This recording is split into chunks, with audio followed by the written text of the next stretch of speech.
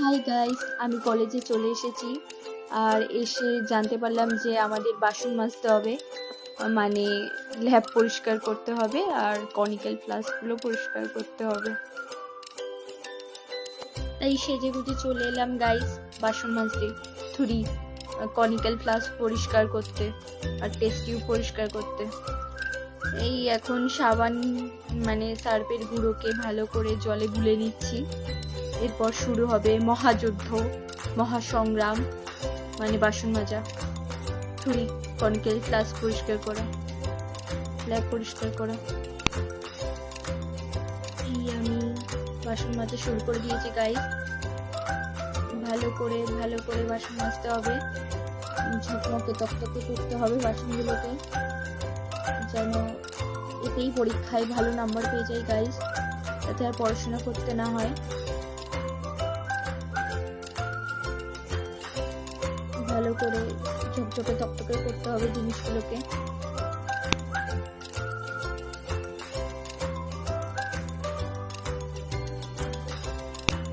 এই এত বড় কলেজে ইটঠার মতো সার্ফ দিয়েছে গাইস।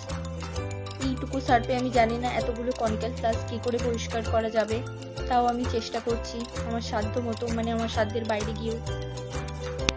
এইটুকু সার্ফ দিয়েছে গাইস, না দেখলে তোমরাও বিশ্বাস করবে না। আরে আমাকে কেউ এসে সাহায্য করে। এইটুকু সার্ফে এমনি এতগুলো বাসন মাজতে হবে, আরো কেউ হেল্প কর।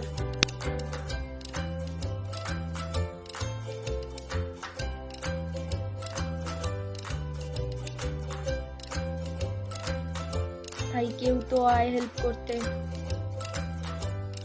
এই আমাকে দেখা যাচ্ছে তো?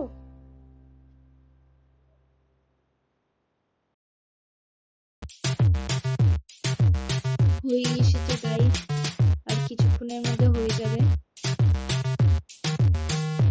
আরে সর আমার ক্যামেরার সামনে থেকে সর।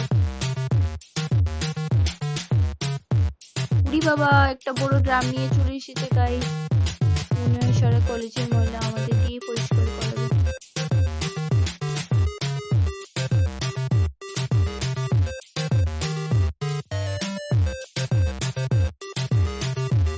হ্যাঁ, আমি মাজছি আর তুই এই ফ্লাস্কগুলোকে ধুয়ে নি।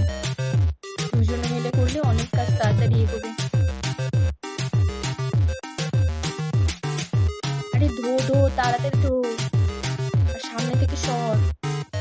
কি যে করিস না, একটা জিনিস ধুতে এত সময় লাগে। সর তাড়াতাড়ি সর। এবার আমার খিদে পেয়ে যাচ্ছে, আর বেশিক্ষণ থাকলে মাথা ঘুরে পড়ে যাব। খিদেতে পেট চুচু করছে।